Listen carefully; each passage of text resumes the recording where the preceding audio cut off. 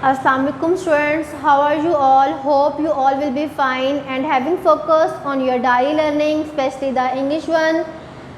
Today your diary of English is English A Unit 9 paragraph number 6 and 7 and English B diary is past perfect tense, negative and interrogative sentences, exercise number 2.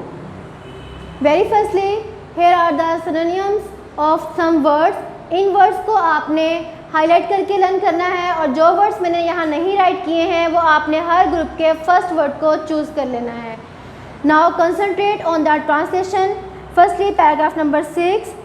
I continue to work on Hira. मैंने हीरा पर काम जारी रखा. But she was not making much recovery. लेकिन वो कुछ ख़ास ठीक नहीं हो रही थी. I felt as helpless as she was to see her lie on bed in a miserable state. मैं भी ऐसे ही बेबसी महसूस कर रही थी जैसे वो खुद को मायूसकुन हालत में बिस्तर पर लेटे महसूस कर रही थी. Could I be able to justify my stance before the senior doctors? क्या मैं अपना मौक़िफ़ बड़े डॉक्टरों के सामने साबित करने के काबिल हो सकती थी. I continued to work with patience and kept doing exercises with her. मैंने सब्र के साथ काम जारी रखा और उस पर वर्जिशें करती रही. Gradually, Aahista Aahista I could see her making a slight recovery. मैंने उसको हल्की सी बेहतरी की तरफ आते देखा. One day, एक दिन I was thrilled to see her lift her little finger. एक दिन मैं उसे अपनी छोटी उंगली उठाता देखकर खुशी से झूम उठी. All was not lost. सब कुछ नहीं खोया था. और यही हमारे यूनिट का नेम है. फर्स्ट डे आपको बताया all is not lost मतलब सब कुछ नहीं खोया है. यहाँ पर उसने जितनी एफर्ट्स की उसका थोड़ा सा आउटपुट उसको मिला कि उसने अपने लिटिल फिंगर को मूव किया तो उसने सेंटेंस बोला नर्स ने all was not lost. Now come to paragraph number 7. I was sent on a 3-month training course to Karachi. मुझे 3 माह के तरबियती निसाब के लिए कराची भेजा गया. I made all possible attempts to leave my patient in good hands. मैंने अपनी तरफ से तमाम मुमकिन कोशिशें की कि अपनी मरीज़ा को अच्छे हाथों में छोड़ूँ. I return after 3 months to see my patients a bed taken up by another. 3 माह की वापसी के बाद मैंने देखा कि मेरी मरीज़ा का बिस्तर कोई और ले चुका था. My feet froze to the ground. मैं साकत रह गई. अब यहाँ पे my feet froze to the ground को एज इट इज़ तर्जमा नहीं करेंगे. मैं साकत रह गई यानी कि वो बिल्कुल मोशनलेस रह गई. I did not have the courage to ask. मुझ में ये पूछने का हौसला नहीं था. What happened. क्या हुआ है. Now concentrate on English B diary. English B diary में हम कल बहुत ही डिटेल में पढ़ चुके हैं past perfect tense, affirmative sentences. Now today the turn of negative and interrogative sentences, exercise number 2. This is a solve exercise also. Past perfect tense में हम कल वेरी डीपली पढ़ चुके हैं कि क्या पहचान है, अफर्मेटिव क्या थे और कैसे थे. आज हमने नेगेटिव और इंट्रोगेटिव सेंटेंसेस एक्सरसाइज नंबर 2 यानी सॉल्व एक्सरसाइज की बात करनी है.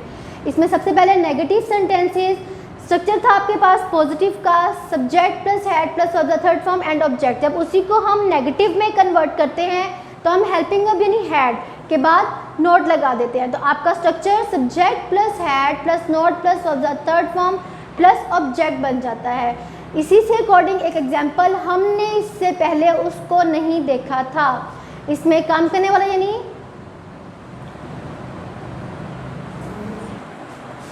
हमने उससे पहले उसको नहीं देखा था. अब इसमें काम करने वाला यानी हम वी है.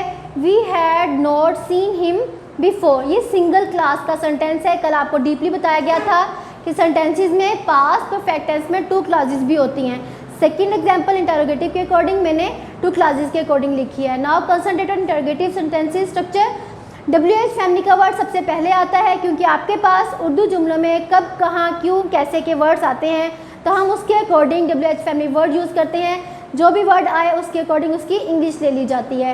Plus had plus subject plus verb the third form plus object and question mark.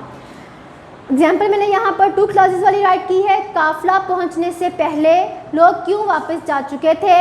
अब इसमें पास्ट परफेक्ट टेंस लोग क्यों वापस जा चुके थे पर इम्प्लीमेंट हुआ है तो हम इसी को स्ट्रक्चर के अकॉर्डिंग यूज़ करेंगे.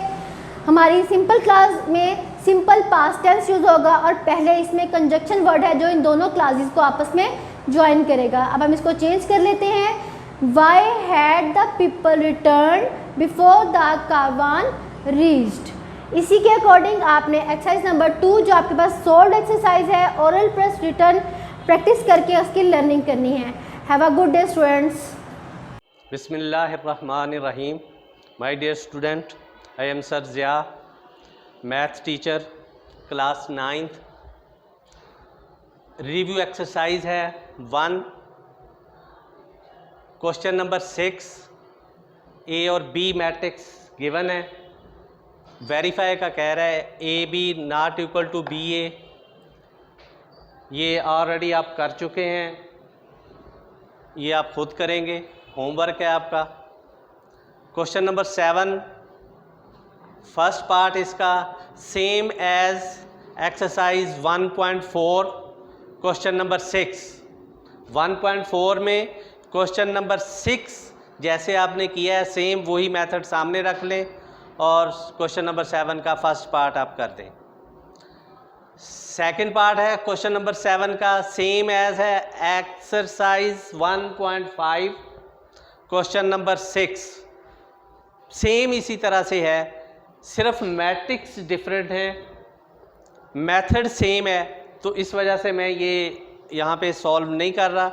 आप जब अपने वो लेक्चर पिछले देखेंगे एक्सरसाइज 1.5 के, तो उसमें आपको ये आसानी से मिल जाएगा। ये हमारा आज यूनिट नंबर 1 जो है कंप्लीट हो गया है। इसके बाद आज हमने यूनिट नंबर 2 स्टार्ट करना है। Unit number 2 real and complex numbers. Real and complex number, real number तो आप जानते हैं, कम्प्लेक्स नंबर जो है ये आपके लिए नए नंबर्स हैं, ये बाद में डिस्कस करेंगे हम। अभी रियल नंबर है, डेफिनेशन वगैरह हैं इसकी, आप अपनी बुक ओपन कर लें। Unit number 2 page 34, page 34, unit number 2 page 34, books अपनी ओपन कर लें। टॉपिक है real number, topic real number. Natural number की डेफिनेशन है, आप जानते हैं नेचुरल नंबर 1 2 3 एन से डिनोट करते हैं। होल नंबर है, होल नंबर 0 से स्टार्ट होते हैं, W से इसको डिनोट किया जाता है। इंटीजर्स हैं, इसमें 0 भी होता है, +1 भी होता है, माइनस के भी होते हैं इसमें, और इसको Z से डिनोट करते हैं। उसके बाद आ जाता है कि रेशनल नंबर। रेशनल नंबर वो नंबर होते हैं जिनको P/Q की शक्ल में लिखा जा सके, written in the form P/Q। Irrational number, the number which can not be expressed as quotient of integers are called irrational number, और इसको Q डैश से डिनोट किया जाता है। रेशनल नंबर को Q से डिनोट करते हैं और इर्रेशनल नंबर को Q डैश से डिनोट करते हैं। तो रियल नंबर जो है, रियल नंबर जो है वो यूनियन होता है, रियल नंबर यूनियन होता है रेशनल नंबर का और इर्रेशनल नंबर का। Union of rational number and irrational number is called real number. ये रियल नंबर की डेफिनेशन है, इसको कैपिटल R से डिनोट किया जाता है। यहाँ पे आखिरी लाइन जो है इस पेज 34 की, Q and Q dash are both subset of R and Q intersection Q dash. Q जो है वो रेशनल नंबर है। अगर हम रेशनल नंबर का इर्रेशनल नंबर के साथ इंटरसेक्शन लें यानी कॉमन लें तो कोई नंबर ऐसा नहीं मिलता हमें, इस वजह से इसका जो आंसर है वो एम्प्टी है। उसके बाद पेज 35 पे आ जाएं। अब हमने देखना है कि कौन से नंबर रेशनल होते हैं, इर्रेशनल होते हैं। उसमें आप एक बात याद रखें, ये पेज 35 पे पॉइंट है, point number 3, for each prime number p under root is an irrational number. अगर प्राइम नंबर के ऊपर अंडर रूट आ जाए, अब प्राइम नंबर क्या होते हैं? प्राइम नंबर वो नंबर होते हैं जो सिर्फ अपने आप पे डिवाइड होते हों या 1 पे डिवाइड होते हों, वो प्राइम नंबर होते हैं। प्राइम नंबर किसी नंबर पर डिवाइड नहीं होते, वो प्राइम नंबर होते हैं। जैसे 3 है, 5 है, 3 और 5 सिर्फ 3 पे डिवाइड होता है, 5 पे डिवाइड होता है। प्राइम नंबर के ऊपर अगर स्क्वायर रूट आ जाए तो वो इर्रेशनल नंबर होता है। ये प्रॉपर्टी है, आपने याद रखनी है। ये पेज 35 पे ये पॉइंट नंबर 3 है। उसके बाद है terminating decimal fraction. Terminating decimal fraction, the decimal fraction in which there are finite number of digit in its decimal part is called terminating decimal fraction। जैसे एग्जांपल दी है 2/5, ये टर्मिनेट है। जब हम 2 को 5 पे डिवाइड करते हैं तो पूरा पूरा डिवाइड हो जाता है, 0.4 आंसर आता है। 3/8 टर्मिनेट हो जाती है, पूरी पूरी डिवाइड हो जाती हैं, तो ये टर्मिनेट डेसिमल फ्रैक्शन है। Requiring non terminating decimal fractions भी होती हैं।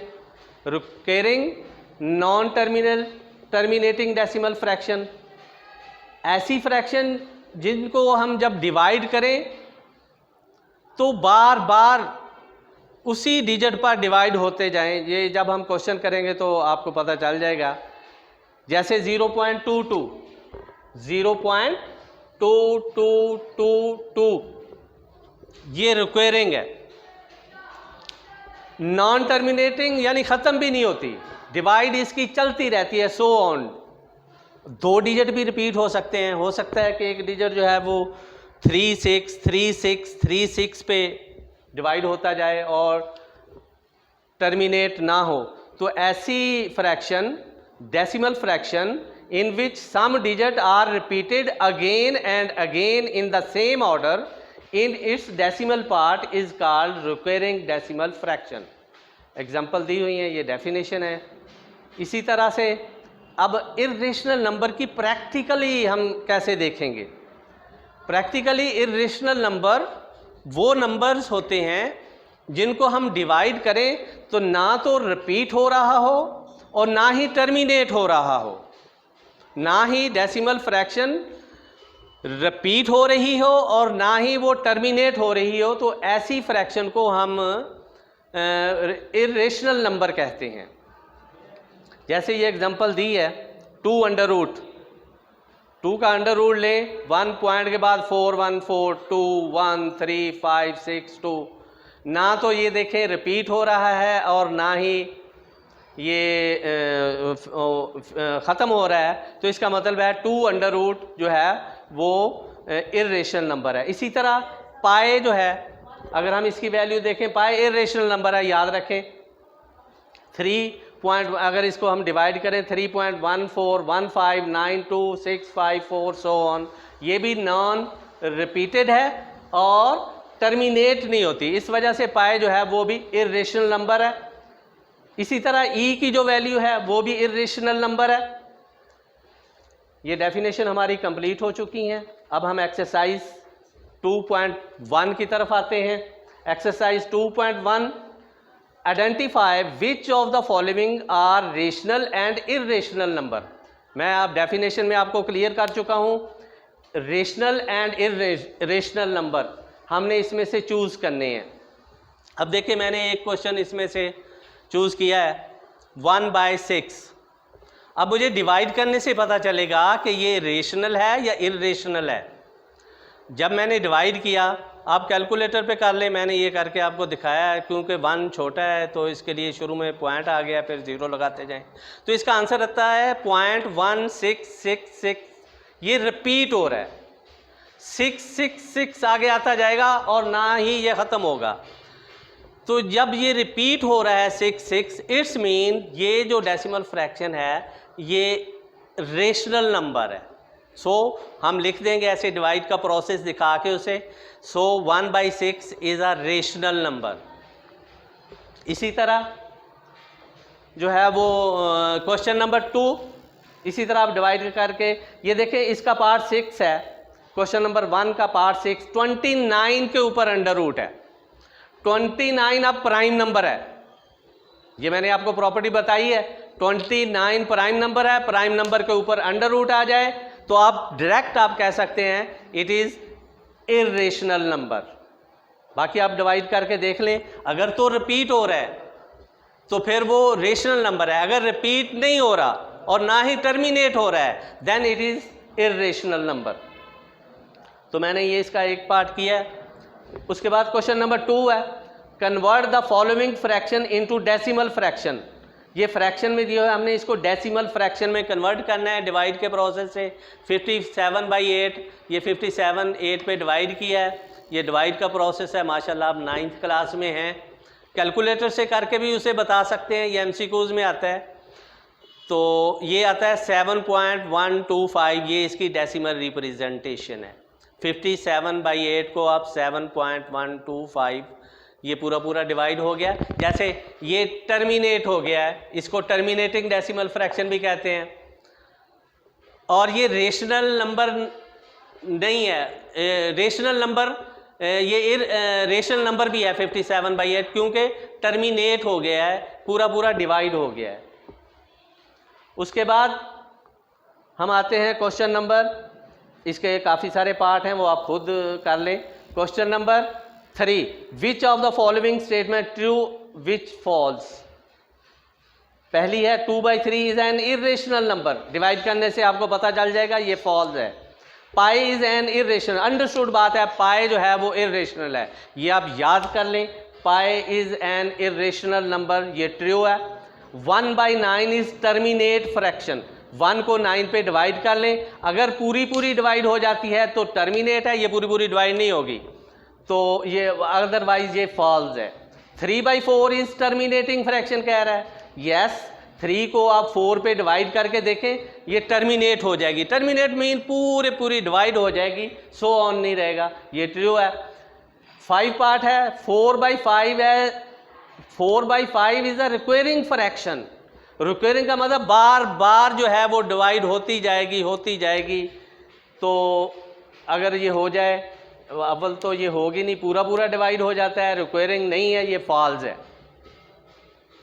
उसके बाद है क्वेश्चन नंबर 4, लास्ट क्वेश्चन है, represent the following number on the number line.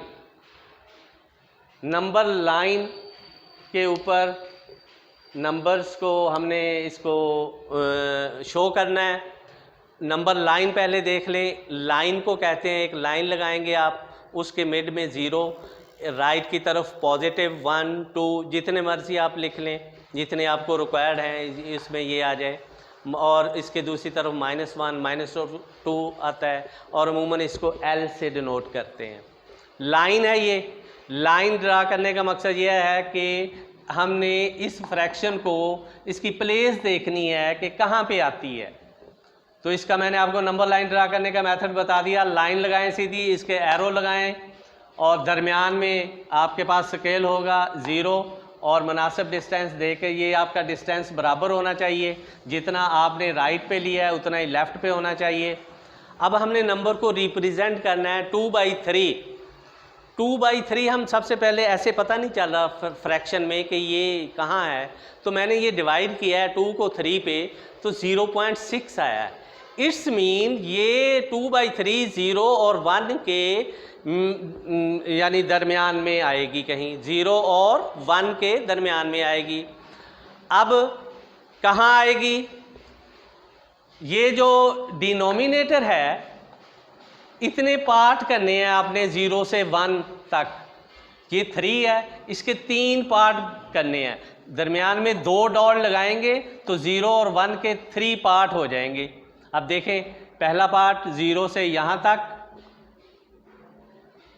Second part यहाँ तक, थर्ड पार्ट, ये 3 पार्ट मैंने किए हैं। अब 3 में से मैंने 2 ले लेने हैं, पहला पार्ट ये है, दूसरा ये है, इसकी ये प्लेस बनती है, लाइन लगानी है, एरो का निशान बनाना है, इसे फिल अप कर देना है और ऊपर इसके मेंशन कर देना है 2/3। ये आपका 2/3 रिप्रेजेंट हो गया नंबर लाइन पे।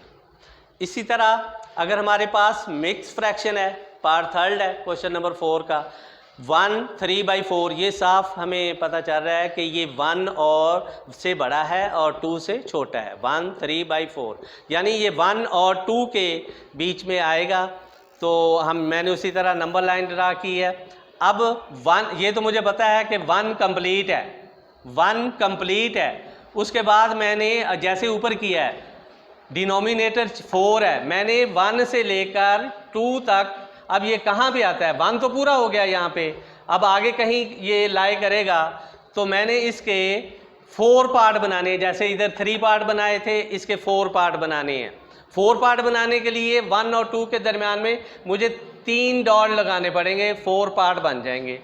ये देखें, first part, second part, third part, अब और ये 4th पार्ट। अब इन पार्ट में से मैंने कितने पार्ट, टोटल मैंने 4 पार्ट बनाए हैं 1 से 2 तक। मुझे चाहिए 3, मैं 3 काउंट कर लेता हूँ, 3 1 2 3। तो 3 के ऊपर मैं लाइन लगा के एरो बना दूंगा 1 3/4। ये इसकी प्लेस है 1 3 मिक्स फ्रैक्शन की। अगर आपके पास मिक्स फ्रैक्शन आती है तो आप इस तरह से इसको डिनोट करेंगे। 4 पार्ट है, माइनस का मैंने लिया है ये, ताकि आपको पता चल जाए माइनस में कैसे शो करना है। -2 5/8, ये भी मुझे बता रहा है कि -2 से ये और -3 के बीच में आएगी कहीं, -2 से बड़ी और 5/8 जो है वो कहीं 2 और -2 और -3 के कहीं यहाँ जगह लाई करेगी, वो देखनी है। तो वही मेथड। अब मैं कितने पार्ट करूँगा, डिनोमिनेटर 8 है मेरे पास, मैं -2 और -3 के बीच में 8 पार्ट बनाने हैं मैंने। -2 और 3 में जितना भी मेरे पास लाइन है, मैंने इसके 8 पार्ट करने हैं। 8 पार्ट करने के लिए मुझे 7 डॉट लगेंगे। यहाँ देखें, मैंने 4 पार्ट किए थे, दरमियान में 4 पार्ट किए थे, दरमियान में 3 पार्ट किए थे, दरमियान में 2 डॉट लगाए। यहाँ 4 पार्ट किए हैं, दरमियान में 3 डॉट लगाए। यहाँ 8 पार्ट करने हैं मुझे, तो मैं यहाँ पे 7 डॉट लगाऊंगा तो मेरे 8 पार्ट हो जाएंगे। चेक करें, फर्स्ट पार्ट -2 से फर्स्ट, सेकेंड, थर्ड, 4 5 6 7 8, -3 तक मेरे 8 पार्ट ये बन चुके हैं। अब मैंने इसमें से लेने हैं, मेरे पास टोटल 8 पार्ट हैं, 5 पार्ट मैंने काउंट कर लेने। फर्स्ट पार्ट ये है, सेकंड पार्ट ये है, थर्ड पार्ट ये है, 4 पार्ट ये है, 5 पार्ट ये है। तो बेटा यहाँ पे ये इस फ्रैक्शन जो है वो लाई करती है। यहाँ से आपने लाइन लगानी है, एरो लगाना है, एरो को फिल करना है, ये मेथड है। एरो को खाली नहीं छोड़ना है, इसको फिल अप कर देना है आपने और ऊपर इसके -2 5/8 राइट कर देना है। ये रिप्रेजेंट हो गया है नंबर लाइन पे फ्रैक्शन। तो आज के हमारा क्वेश्चन नंबर 4 तक ही था, कंप्लीट हुआ। बाकी रिमेनिंग पार्ट बेटा आप होमवर्क में करेंगे। हर क्वेश्चन के बहुत सारे काफ़ी पार्ट हैं, तो वो यहाँ पे पॉसिबल नहीं थे, तो आप ये होमवर्क समझ लें और डेफिनेशन याद करें। अल्लाह हाफिज़। अस्सलामु अलैकुम dear student, class 9 subject physics. आज हमारे पास जो डायरी है क्वेश्चन है 3.13 से 3.20। तो पहला क्वेश्चन देखते हैं हम 3.13। उसमें describe 2 situation in which force of friction is needed. तो इसका आंसर है while walking on the road there must be friction between our feet and ground। और सेकेंड है a force of friction is required between the tire and the road for the motion of a vehicle। तो इसमें इस question में पूछा गया था describe 2 situation in which force of friction is needed, कि 2 ऐसी सिचुएशन बताएं कि जिससे हमें फ्रिक्शन की जरूरत पड़ती है। तो 2 इसके हमने बता दिए, एक पार करने के लिए, चलने के लिए, और दूसरा जो हमारे पास जब कोई भी गाड़ी रोड के ऊपर चलती है तो उसके टायर और रोड के दरमियान फ्रिक्शन का होना भी जरूरी होता है। नेक्स्ट है 3.14। उसमें कहते हैं how does oiling the moving part of a machine lower friction, कि जब आप किसी भी मशीन के पार्ट्स को ऑयल देते हैं तो उससे फ्रिक्शन जो है कम हो जाती है। तो इसका आंसर है friction of liquid is less than that of solid surface. Beside this I make the surface slippery, so lubricating the solid surface with I और ग्रीस रिड्यूस द फ्रिक्शन. तो इस वजह से इसकी फ्रिक्शन जो है वो रिड्यूस हो जाती है ड्यू टू आई और ग्रीस. इसी तरह हमारे पास क्वेश्चन 3.15 कहते हैं describe ways to reduce friction. ये शार्ट क्वेश्चन भी है और लॉन्ग क्वेश्चन भी है कि फ्रिक्शन को रिड्यूस करने के जो मेथड है उनको आप डिस्क्राइब करें. तो ये हमने पढ़ा था पेज नंबर 76 पे, जो कि हेडिंग बनी हुई थी मेथड ऑफ रिड्यूसिंग फ्रिक्शन. तो ये वहां से करेंगे, 4 मेथड है इसके. उसके बाद 3.16 क्वेश्चन है why rolling friction is less than sliding friction. कि रोलिंग फ्रिक्शन स्लाइडिंग फ्रिक्शन से कम क्यों होती है. तो इसका आंसर है when a wheel moves on a smooth surface it has the contact with the surface only at a single point, as there is no relative motion between the two surfaces at this point, therefore sliding friction is zero. However, practically the wheel is compressed a little temporary at the contact point of the two surfaces under stress. Because of that, little sliding friction is produced, which is called rolling friction. The rolling friction is about 100 times smaller than the sliding friction. इसी तरह हमारे पास है 3.17 What we know about the following.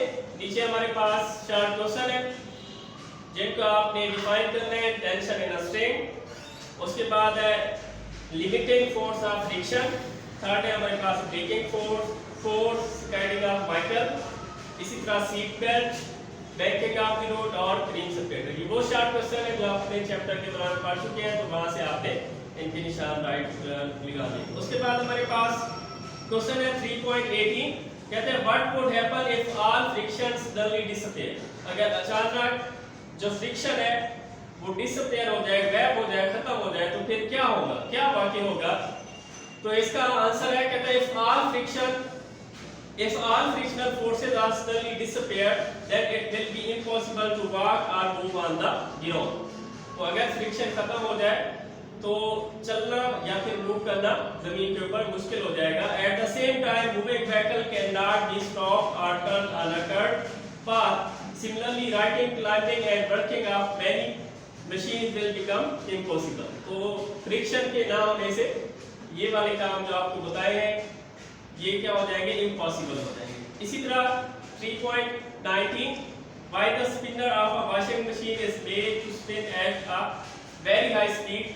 Why the spinner of a washing machine is made to spin at a very high speed. के washing machine का जो spinner होता है उसको हाई स्पीड के साथ क्यों मूव कराया जाता है.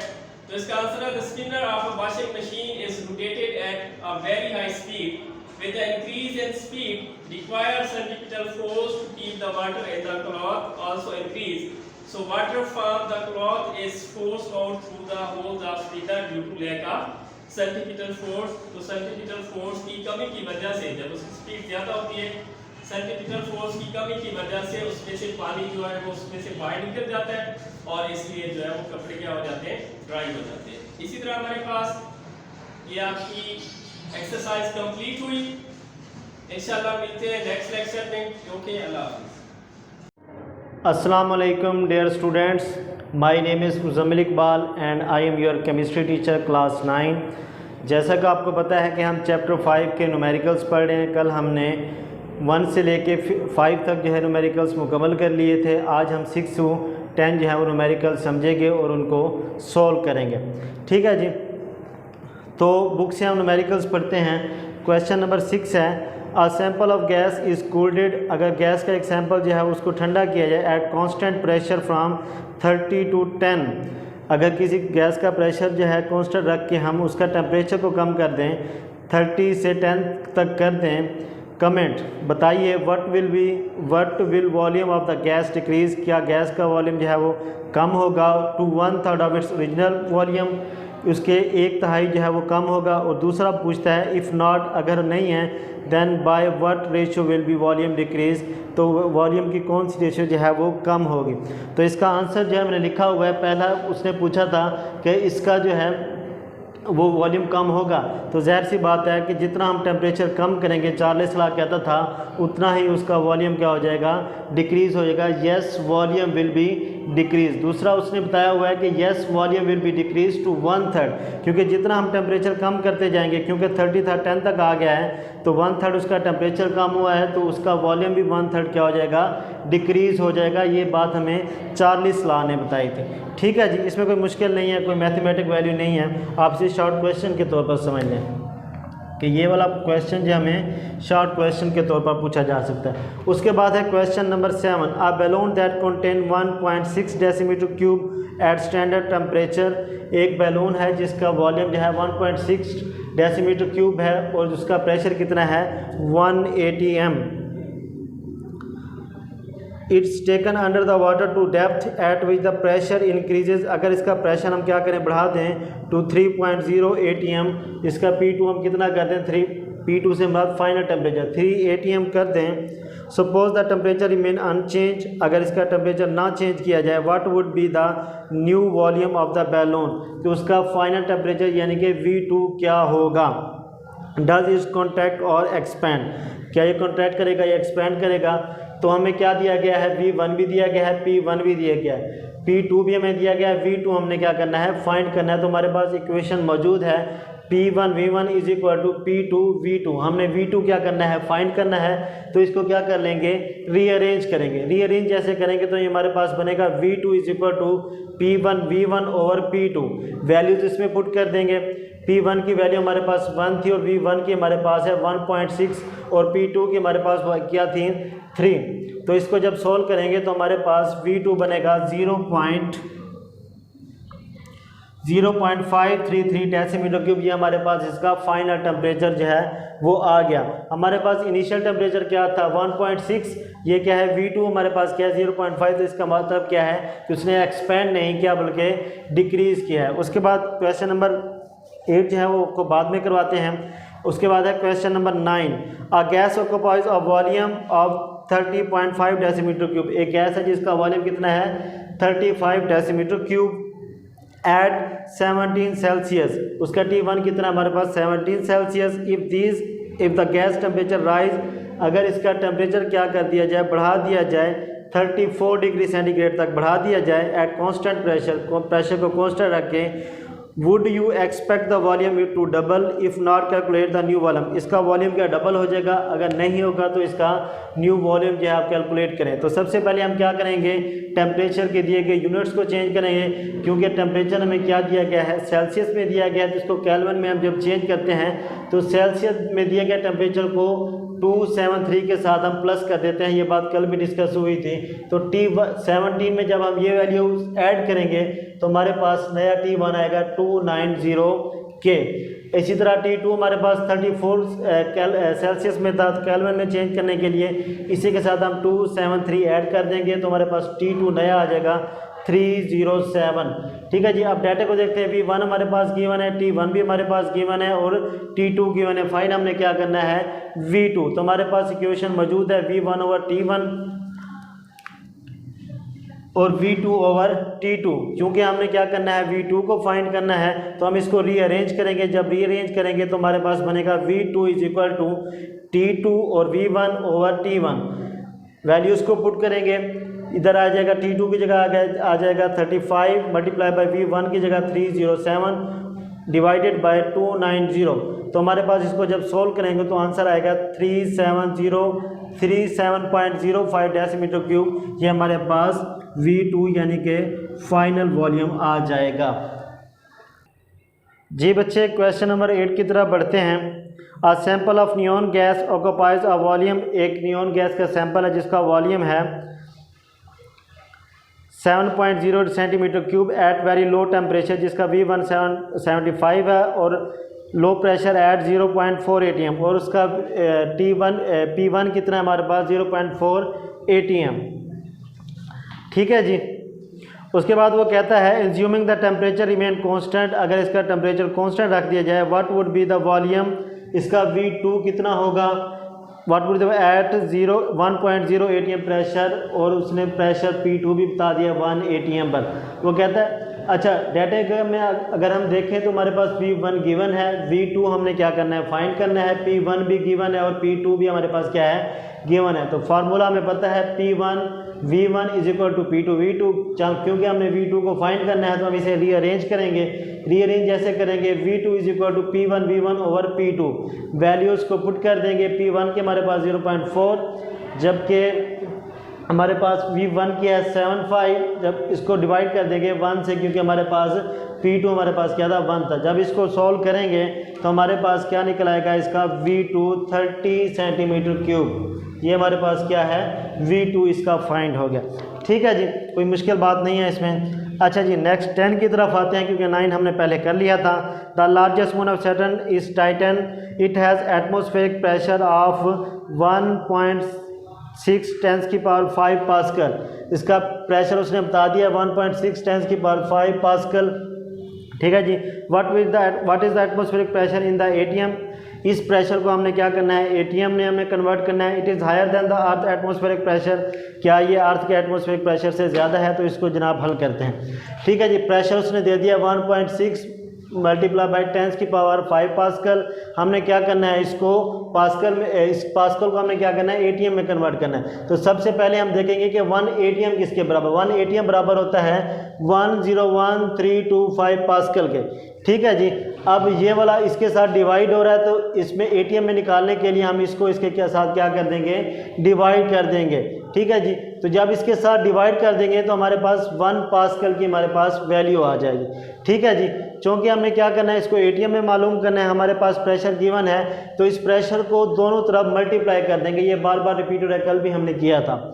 प्रेशर को इस तरफ मल्टीप्लाई कर दिया 1.6 मल्टीप्लाई बाई 10 की पावर 5। इधर भी हमने क्या कर दिया, इसको मल्टीप्लाई कर दिया, इसको अरेंज करके लिख दिया। जब इसको सॉल्व करेंगे तो हमारे पास ये 1.6 मल्टीप्लाई बाई 10 की पावर 5 पास्कल हमारे पास किसके बराबर आ जाएगा, 1.579 एटीएम के बराबर आ जाएगा। यही चीज़ उसने पहले हिस्से में पूछी थी। दूसरा वो कहता है कि अर्थ के एटमॉस्फेरिक प्रेशर से ज़्यादा है, तो हाँ, yes it is higher than the atmosphere present on the earth. जी बच्चे, ये आज की हमारी डायरी थी। इसको आपने होमवर्क के तौर पे भी करना है और इसकी प्रैक्टिस भी करनी है। प्रैक्टिस करेंगे तो बार बार आएगा। फ़ी अमानिल्लाह जी। Assalamu alaikum dear student, how are you all? I am Adil Maqsood, your biology teacher. Today we are going to learn about apoptosis and necrosis.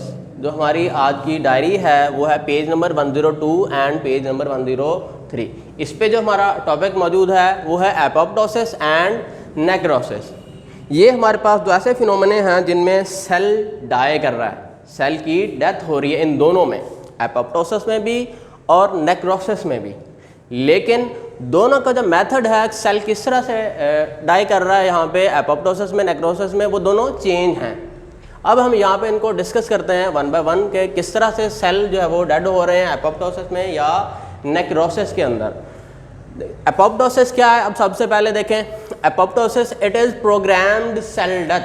ठीक है, सेल की जो डेथ हो रही है वो प्रोग्राम्ड तरीके से हो रही है।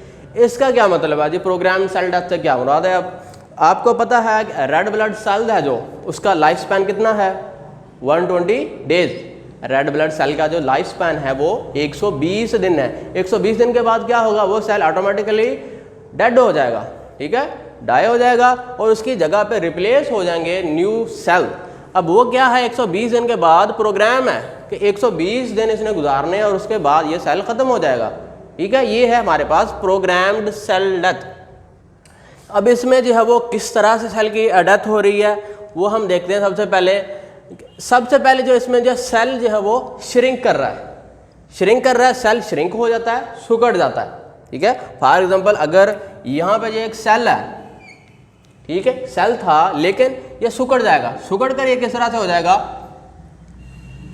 ये जो है वो ये सेल श्रिंक हो गया। ठीक है, अब श्रिंक होने के बाद ये राउंड हो जाता है। क्यों होता है, ये श्रिंक क्यों हो रहा है और राउंड क्यों हो रहा है, इसकी भी वजह है यहाँ पे। क्योंकि जो साइटोस्केलेटन है इसके स्ट्रक्चर के अंदर, आपको पता है, आपने सेल का जो स्ट्रक्चर पढ़ा है उसमें हमने साइटोस्केलेटन पढ़ा हुआ है ऑलरेडी। साइटोस्केलेटन जो है वो ब्रेक डाउन हो जाता है। इंजाइम ऐसे रिलीज होते हैं इसमें जो कि सेल के साइटोस्केलेटन को जो है वो ब्रेक कर देते हैं। साइटोस्केलेटन जो है वो टूट जाता है साइटोस्केलेटन, लेकिन इसके टूटने से जो है सेल पे क्या असर पड़ेगा? आपको पता है, आपने जो है चैप्टर नंबर 4 के अंदर साइटोस्केलेटन को पढ़ा हुआ है। साइटोस्केलेटन में क्या है? दो चीज़ें थी साइटोस्केलेटन में, हमने क्या है पढ़ा हुआ है? साइटोस्केलेटन हमारे पास नेटवर्क है माइक्रोट्यूब्यूल और माइक्रोफिलामेंट का। ठीक है जी, किसका नेटवर्क है? Cytoskeleton, microtubule and microfilament. Microtubule जो है वो ट्यूबुलिन प्रोटीन से मिलकर बनी है, जबकि हमारे पास माइक्रोफिलामेंट जो है वो एक्टिन प्रोटीन से मिलकर बने हैं। लेकिन इसमें जो अहम चीज़ है, अब इनका क्या रोल है? सेल में क्या रोल था कि माइक्रोट्यूब्यूल का क्या काम था? सेल को मदद कर रही थी उसकी शेप बरकरार रखने में। ठीक है, सेल को हेल्प कर रहा था ये हमारे पास जो है वो, ताकि उसकी शेप बरकरार रहे। और दूसरा माइक्रोफिलामेंट का क्या काम था यहाँ पे? माइक्रोफिलामेंट जो है हेल्प कर रहा है शेप को, कि सेल को हेल्प कर रहा है कि अपनी जो है वो शेप चेंज कर सकें। ठीक है, एक हेल्प कर रहा है उसकी शेप मेंटेन रहे, दूसरा जो हेल्प कर रहा है उसकी शेप जो अपने हिसाब से चेंज कर सके। लेकिन अब यही दो चीज़ें ब्रेक हो गई हैं, यही टूट गई हैं, सेल के अंदर नहीं रही यही दो चीज़ें, यानी कलेक्टिवली जिसको हम नाम देते हैं साइटोस्केलेटन का। ये नहीं रहा जिसने शेप सेल की बरकरार रखनी थी, ये चीज़ ही नहीं है मौजूद अब उसमें, तो सेल क्या हो जाएगा? जाहिर सी बात है अब श्रिंक हो जाएगा। ठीक है, सेल जो है वो ये इस तरह श्रिंक हो जाएगा, अपनी शेप जो है वो बरकरार नहीं रख सकेगा। ठीक है, फिर इससे क्या होगा? इसके अंदर जो है वो अब क्योंकि न्यूक्लियस भी है मौजूद है, क्रोमेटिन मटेरियल भी पड़ा हुआ है, क्रोमेटिन मटेरियल जो है वो साइटोप्लाज्म के अंदर आ जाएगा। क्रोमेटिन मटेरियल जो है वो साइटोप्लाज्म के अंदर ऐसे ही घूम रहा होगा, और इसकी जो है वो एनवेलप जो है वो भी ब्रेक हो जाएगा सेल का। ठीक है, न्यूक्लियर एनवेलप जो है वो भी ब्रेक हो जाएगा। अब इस सूरत में क्या है, क्या हो रहा है यहाँ पे हमारे पास आगे? सेल जो है वो जो मेम्ब्रेन है या सेल बाहर वाली वाल है उसकी, वहाँ पे कुछ इर्रेगुलर बर्ड्स बनते हैं। ठीक है, छोटे छोटे यहाँ पे। अब सेल तो ब्रेक हो चुका है, उसकी अपनी असली हालत नहीं है। यहाँ पे क्या होगा? अब यहाँ पे इस सूरत में ब्लैब्स बनना शुरू हो जाएंगे। ठीक है, कुछ बर्ड्स बन रही हैं यहाँ पे, इधर बर्ड बन गई है। ठीक है जी, अब कोई इधर बर्ड बन गई है, ये इस तरह से। अब इन्हीं बर्ड्स को हम नाम देते हैं ब्लैब्स का। ठीक है, ये वाली जो बर्ड्स हैं अब इनको हम नाम दे रहे हैं ब्लैब्स। ठीक है, ये जो सेल मेम्ब्रेन से बन रही हैं इनको हम नाम देते हैं ब्लैब्स का। अब जैसे ही ये वाली ब्लैब्स हैं या बर्ड्स हैं सेपरेट हो जाती हैं सेल से, क्या सेपरेट हो गई, ये सेपरेट हो गई। ठीक है, अलग बन गई, ये सेपरेट हो गई। यहाँ पे मैं शो करवा रहा हूँ, यहाँ पे यही वाली जब इस मेम्ब्रेन से सेपरेट हो जाती है, यही वाली जो ब्लैब्स हैं या बर्ड्स हैं, फिर हम इनको नाम देते हैं एपोप्टोटिक बॉडीज। ठीक है, अब हम इनको नाम दे रहे हैं यहाँ पे एपोप्टोटिक बॉडीज का नाम दे रहे हैं उन्हीं को जो कि यहाँ से ब्रेक हुई थी। वो क्या होती हैं फिर यहाँ पे? यही वाली जो एपोप्टोटिक बॉडीज हैं further phagocytose by other cell, फिर उनको दूसरे सेल जो है वो खा लेते हैं। ठीक है जी, अब इसके काजेज डिस्कस करते हैं, एपोप्टोसिस के काजेज कि क्या वजूहात है कि हमारे पास जो वो सेल की डेथ हो रही है।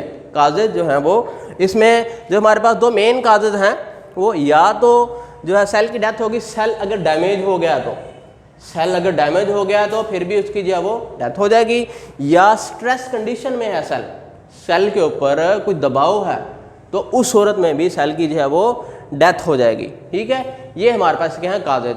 अब लेकिन यहाँ पे एपोप्टोसिस का एक एडवांटेज भी बताया हुआ है, एपोप्टोसिस का जो है वो एडवांटेज भी बताया हुआ है कि इसका अब हमें फ़ायदा क्या मिल रहा है कि जब हमारे लिम्स बन रहे होते हैं ये वाले, ठीक है, जब हमारे लिम्स बन रहे होते हैं, जब हम बच्चा जो है बेबी माँ के पेट के अंदर होगा, तो उस सूरत में क्या होगा? एपोप्टोसिस किस तरह से हेल्प आउट कर रहा है हमें कि ये वाले जो लिम्स हैं इनके दरमियान यहाँ पे मैस होता है।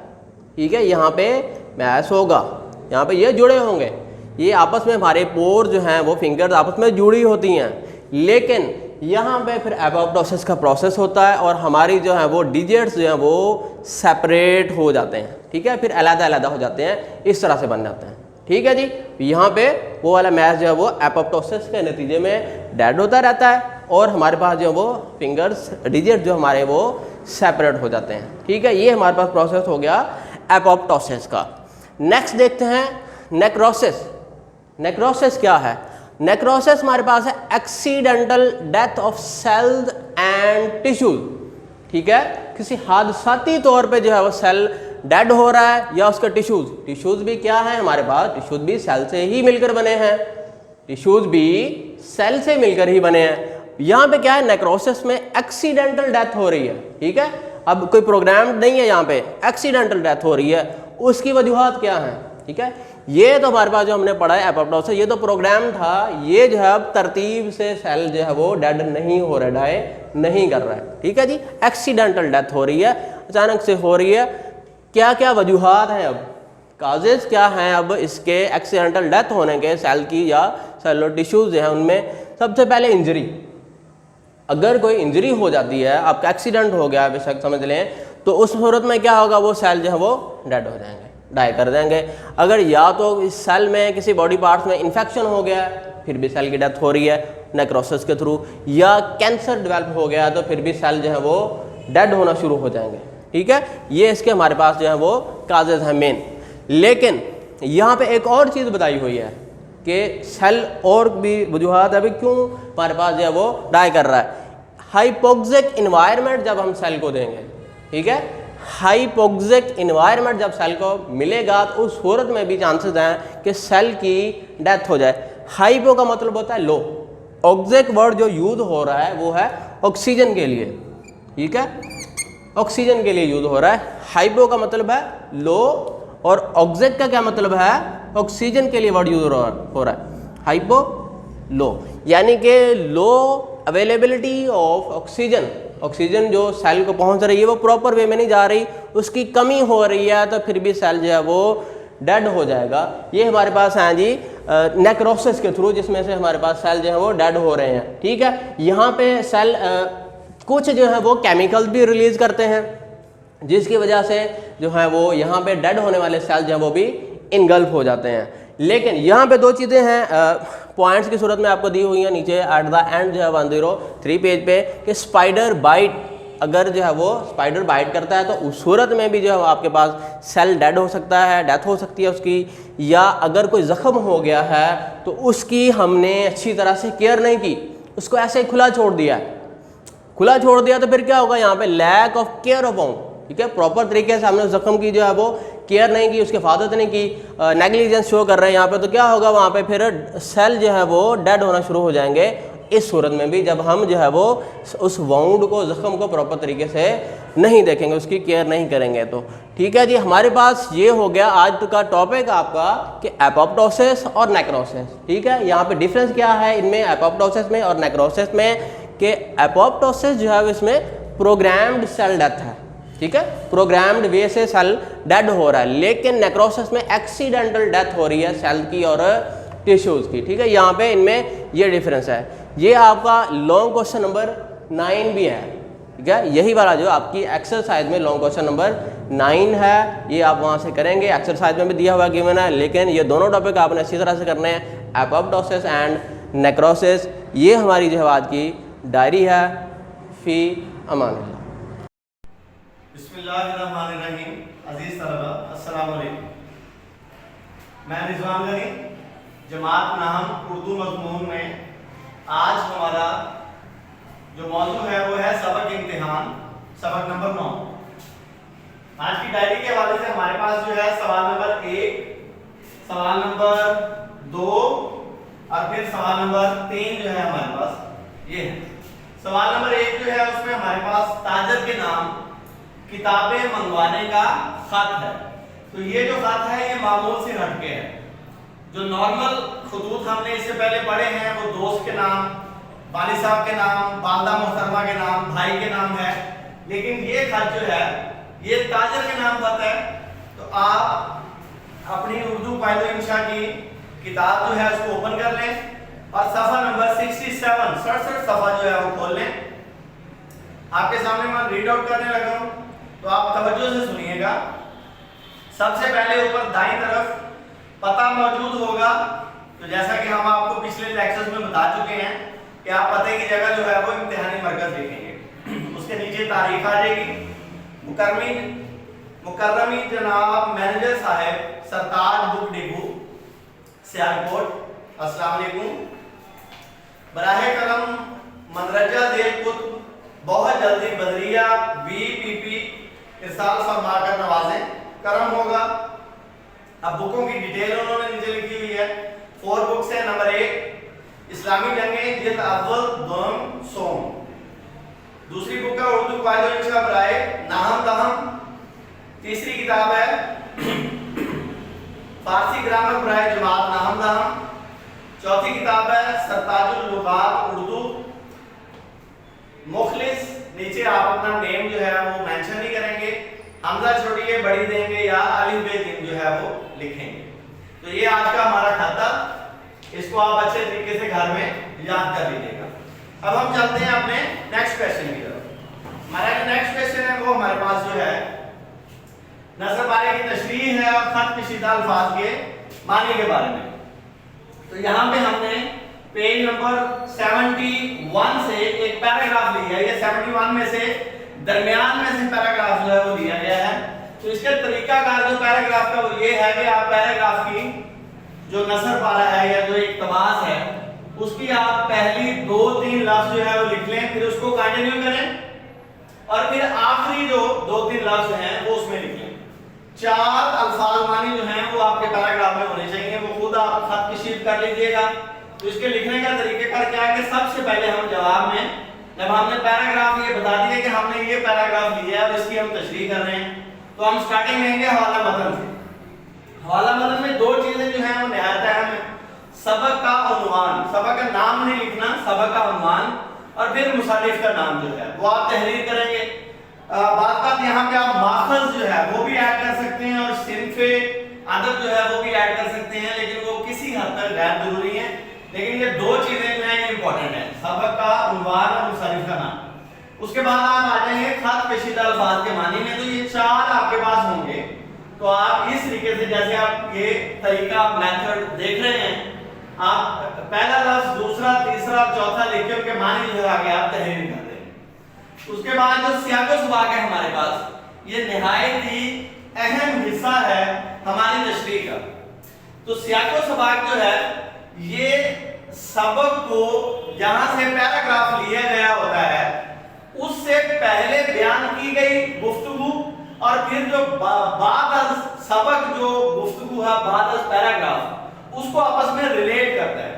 यानी अगर आपको बिल्कुल सिंपल अंदाज में समझाएं तो सियाक़ो सबाक़ में हमने ये बताना होता है कि ये पैराग्राफ जिसकी हम तशरीह कर रहे हैं इससे पहले क्या कुछ मुसन्निफ बयान कर चुका है और इसके बाद जो है मुसन्निफ की जो कहानी है वो क्या है। तो ये चीज आपने ध्यान में रखनी है कि सियाक़ो सबाक़ जो है ये आपको शरह सरमाया उर्दू जो है वहां पे सबक के अंदर लिखा हुआ मिल जाएगा। तशरीह जो है जब आप आए तो तशरीह जैसे कि पहले भी आप जो है गुज़श्ता लेक्चर्स में ये बात सुन चुके हैं कि तशरीह के लिए आपने अपने अल्फाज यूज करने हैं, अपना मानी यूज करना है और आपकी तशरीह जो है वो सादा और ज्यादा पुरतासीर पुरअसर तरीके से जो है वो आप उसको अटेम्प्ट करें। तशरीह के लिए जो है मुश्किल अल्फाज का इंतखाब ना करें और खास तौर पर वो अल्फाज जो हैं जो आपके पैराग्राफ में पहले से मौजूद हों और आप उनके मानी जो है वो यहाँ पे कर चुके हो, वो अल्फाज आप यहाँ पे ना यूज करें। तशरीह के लिए आप अपने अल्फाज जो है यूज करें। अमूमन पैराग्राफ की तशरीह जो है जिस तरीके से हमने खुलासे में पढ़ा कि खुलासा सबक का 1/3 होना चाहिए, तो ये उसका उलट है। तशरीह जो है वो आपके पैराग्राफ से तकरीबन 2.5 से 2.5 से 3% जो है वो ज्यादा होनी चाहिए। तो इसकी जो स्टार्टिंग है वो आप लेंगे कि ज़ेरे तशरीह इक़्तिबास में मुसन्निफ, क्योंकि ये हमारे पास जो सबक इम्तिहान है ये एक किस्म का तंज़ो मज़ाक के ऊपर लिखा गया एक मजमून है, ये उसके बारे में सबक है। तो उसका हम हवाला थोड़ा सा दे देंगे। ज़ेरे तशरीह इक़्तिबास में मुसन्निफ तंज़ो मज़ाक के लहजे में बयान करते हुए कहते हैं कि तो आगे आप अपनी तशरीह जो है उसको स्टार्ट कर देंगे और नॉर्मली हमारे पास एक पैराग्राफ की जो तशरीह है वो कमो बेश जो है वो 2 या 1.5 सफ़े के ऊपर जो है वो मुश्तमिल होनी चाहिए। तो इसको आप ध्यान में रखें। दुरुस्ती जुमले जो हैं ये ऑलरेडी जैसे चल रहे हैं, तो यहाँ पे 156 से 166 तक हमारे पास दुरुस्ती जुमले हैं। उम्मीद करते हैं कि आज का लेक्चर जो है आपके लिए सूदमंद साबित होगा। घर में अच्छे तरीके से स्टडी कीजिएगा और सब चीज़ों को लिख के जो है वो याद जरूर कीजिएगा। बहुत शुक्रिया जी, वस्सलाम। बिस्मिल्लाहिर्रहमानिर्रहीम। अज़ीज़ तलबा, अस्सलामु अलैकुम। मैं मोहम्मद एहसान। आज हम जमात नहम की इस्लामियात का सबक पढ़ रहे हैं। सूरत अनफाल की आयत नंबर 56 से 58 तक का सबक आज हमने पढ़ना है। अल्लज़ीना आहदत मिनहुम सुम्मा यनक़ुज़ूना अहदहुम फ़ी कुल्लि मर्रतिन व हुम ला यत्तक़ून। पिछली आयत में बच्चों आपने पढ़ा था कि इन्न शर्रद दवाबि इंदल्लाहि लज़ीना कफ़रू फ़हुम ला युमिनून, कि अल्लाह के नज़दीक तमाम जानदारों में से सबसे बदतर वो काफिर हैं जो ईमान नहीं लाते, वो ईमान बिल्कुल नहीं लाएंगे। अल्लाह कहते हैं अगली आयत में फरमाया कि वो तो वो लोग हैं जिससे आपका जंगबंदी का मुआहिदा होता है, फिर वो हर मर्तबा उस मुआहिदे को तोड़ डालते हैं। ये जानदार इसमें इंसान भी शामिल हैं और बाकी जो चौपाए हैं जानवर वगैरह वो भी इनमें शामिल हैं। तो अल्लाह जल्ल जलालुहू ये इरशाद फरमा रहे हैं, वैसे उमूमी तौर पर तो चौपाए उन जानवरों पर ही बोला जाता है, तो अल्लाह ये फरमा रहे हैं कि ये जो काफिर हैं ये उन जानवरों से भी बदतर हैं, ये ईमान नहीं लाएंगे। अल्लज़ीना आहदत मिनहुम सुम्मा यनक़ुज़ूना अहदहुम फ़ी कुल्लि मर्रतिन व हुम ला यत्तक़ून। और इससे मुराद यहूदियों के कबीले भी मुराद हैं, जैसे बनी कुरैज़ा कबीला था यहूदियों का, वो हमेशा जंगबंदी का मुआहिदा करके फिर हर मर्तबा अपने इस मुआहिदे को तोड़ डालते थे। उन्हीं का जिक्र अल्लाह जल्ल जलालुहू फरमा रहे हैं। जैसा कि ग़ज़वा अहज़ाब में जब मुशरिकीन हुज़ूर सल्लल्लाहु अलैहि वसल्लम के खिलाफ लड़ने के लिए मक्का से आए और तमाम लोग मुत्तफ़िक़ थे, तमाम कुफ़ार मुत्तफ़िक़ थे, तमाम उन्होंने अपने कबीलों को, अपने तमाम लोगों को मुत्तहिद किया हुआ था मुसलमानों के खिलाफ। तो उनमें जो कबीला बनु कुरैज़ा था उसका मुसलमानों के साथ जंगबंदी का मुआहिदा था, लेकिन उन्होंने भी इस जंगबंदी के मुआहिदे की खिलाफ वर्जी की और अपना वादा तोड़ दिया था। उसी का बयान हो रहा है अल्लज़ीना आहदत मिनहुम सुम्मा यनक़ुज़ूना अहदहुम, कि वो लोग जिससे तुम्हारा जंगबंदी का मुआहिदा होता है फिर वो अपना मुआहिदा तोड़ डालते हैं, फ़ी कुल्लि मर्रतिन, हर मर्तबा, व हुम ला यत्तक़ून, और वो डरते नहीं हैं। हमेशा वो यही जवाब दिया करते थे कि हमें वो मुआहिदा, हमें वो वादा याद नहीं रहा, इसलिए हमसे वादा टूट गया था, आइंदा हम नहीं तोड़ेंगे। अल्लाह से डरते नहीं थे, हर मर्तबा ये झूठ बोल देते थे। फ़इम्मा तस्क़फ़न्नहुम फ़िल हर्बि फ़शर्रिद बिहिम मन ख़ल्फ़हुम। इस आयत में अल्लाह जल्ल जलालुहू अपने प्यारे रसूल हज़रत मोहम्मद सल्लल्लाहु अलैहि वसल्लम को एक हिदायत दे रहे हैं कि अगर ये लोग जो जंगबंदी के मुआहिदे के बावजूद आपसे जंग करने के लिए आते हैं या जो जंग करने आते हैं ये उनकी मुआवनत करते हैं, उनकी मदद करते हैं, तो ऐ नबी जब भी ये लोग ऐसा करें तो आप इनका मुआहिदा इनकी तरफ फेंक दो और इनके साथ लड़ाई करो। ऐसा ना हो कि ये तो आपके मुखालिफ बनकर आ जाएं और आप जंगबंदी का मुआहिदा समझकर आप इनके खिलाफ जंग ना करें, इस तरह नहीं होना चाहिए, बल्कि इनका मुआहिदा इन्हीं की तरफ आप फेंक दो।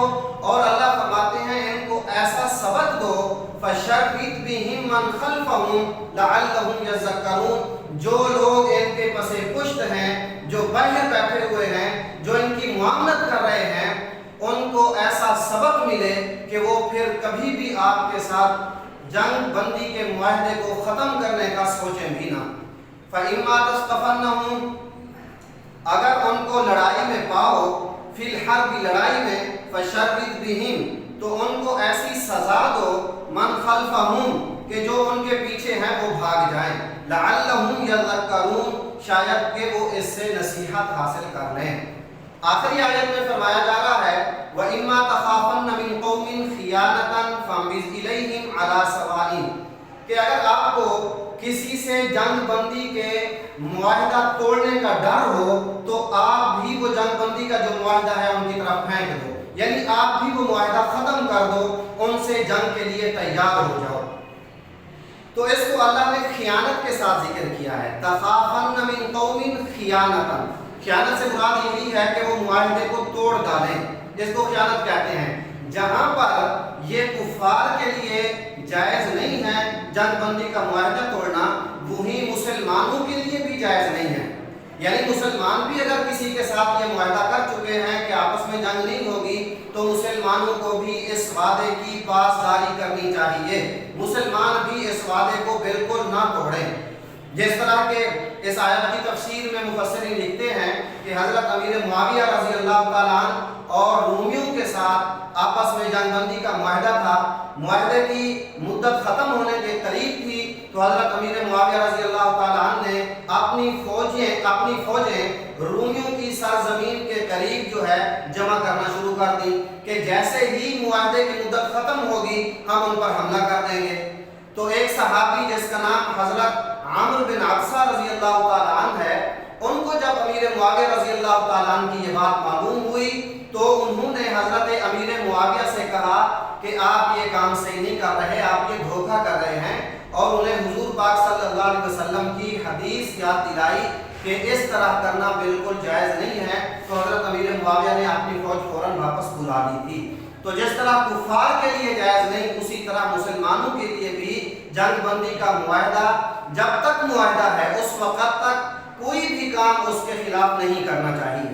व इम्मा तखाफन मिन कौमिन खियानतन, अगर आपको किसी कौम से खियानत का, जंगबंदी के तोड़ने का डर हो तो अल्लाह कहते हैं फाबिस इलैहिम, आप भी वो मुआहिदा उनकी तरफ फेंक दें, अला सवाइन, दोनों बराबर हो जाएं, बराबरी पर हो जाएं, जैसे उन्होंने तोड़ा आप भी फिर तोड़ दें, इब्तिदा न करें। अगर कुफार तोड़ते हैं तो आप भी तोड़ दें।